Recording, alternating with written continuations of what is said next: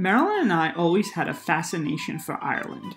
We both grew up playing fantasy video games and loved exploring nature in our hometowns of New York. Ireland is filled with beautiful sceneries, large castles, and delicious beer. We had to leave Europe to attend a wedding in October. Before heading home, we decided to make a stop in Ireland. Norwegian Air had a great deal on flights from Dublin to New York, and we took full advantage of this opportunity. Our friend Tobe came from New York to meet us in Ireland. We arrived a day before him, but just relaxed at our Airbnb. We made sure to give him a proper welcome at the airport. We rented a car so that we could explore Ireland freely. It cost about $450 for the week. Marilyn was also a little nervous to drive on the left side of the road. Oh my god. Oh, this is nice. This is terrifying. We parked our car and hopped on a cool double-decker bus toward downtown Dublin. These buses all supply free Wi-Fi. After we arrived downtown, we grabbed a quick bite to eat and went to visit Trinity College. Trinity College was established in 1592 and is considered one of the oldest universities in the world. Marilyn and I explored the campus while Tobe went to the library to check out the Book of Kells. After Trinity College, we walked about 30 minutes to the Guinness Brewery. Tickets cost about €20 each depending on what time of day you go. Buy the tickets online and you can walk right into the brewery without waiting online. It takes a little over an hour to go through the brewery. You can read and watch videos of how Guinness is made. The best part of the brewery is the Gravity Bar. It's a bar on top of the brewery where you can get a 360-degree view of Dublin. Your ticket at the brewery gets you one free beer at the bar. After the Guinness Brewery, we went back to our Airbnb before heading out to the Temple Bar area. We relaxed at a bar and enjoyed some fun live music.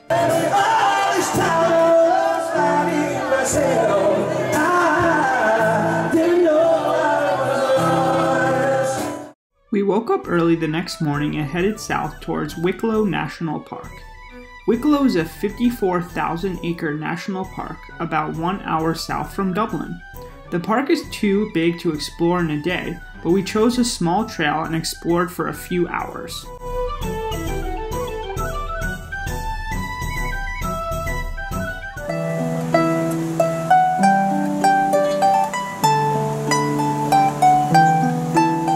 One of the reasons we rented a car was so we could pull over at any moment to check out the scenery. About 20 minutes away from Wicklow, we had one of those moments.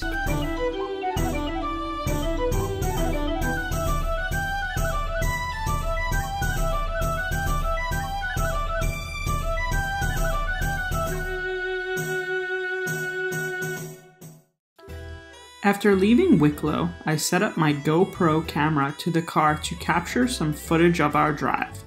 About 20 minutes into the drive, this happened.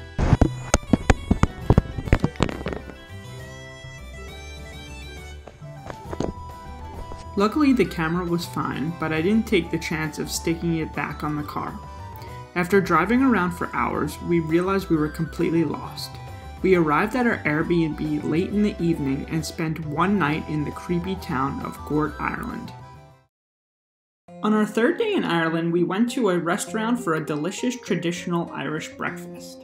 When we finished eating, we headed west to the Cliffs of Moher. The Cliffs of Moher is the second most popular tourist destination in Ireland.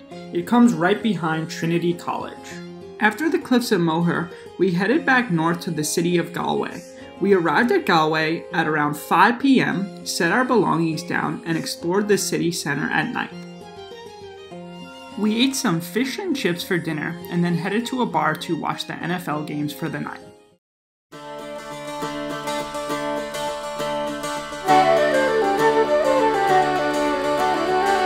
On our fourth day in Ireland, we decided we wanted to explore more of Galway while the sun was still out.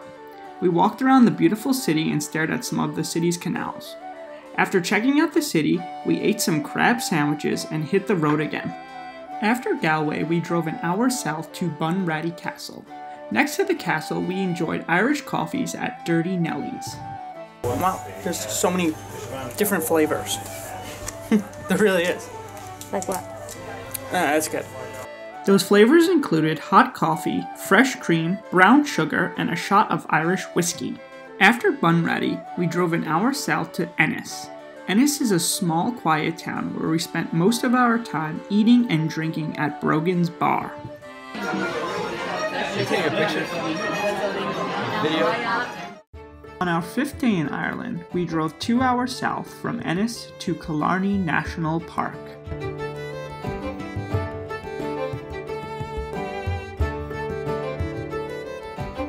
After Killarney, we drove an hour and a half east to the city of Cork. We spent the night at the Oliver Plunkett, eating, drinking, listening to live music, and watching some Irish step dancing.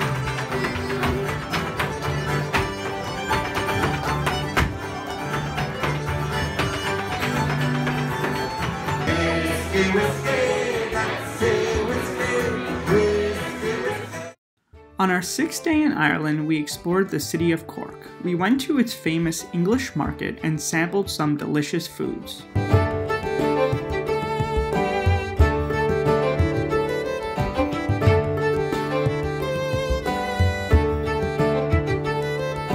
After Cork, we drove about 2.5 hours east to the middle of nowhere town of Wexford. We wanted to be close to the airport to head back to the USA, but didn't want to drive all the way back to Dublin. After our night in Wexford, we drove to Dublin airport and flew back home.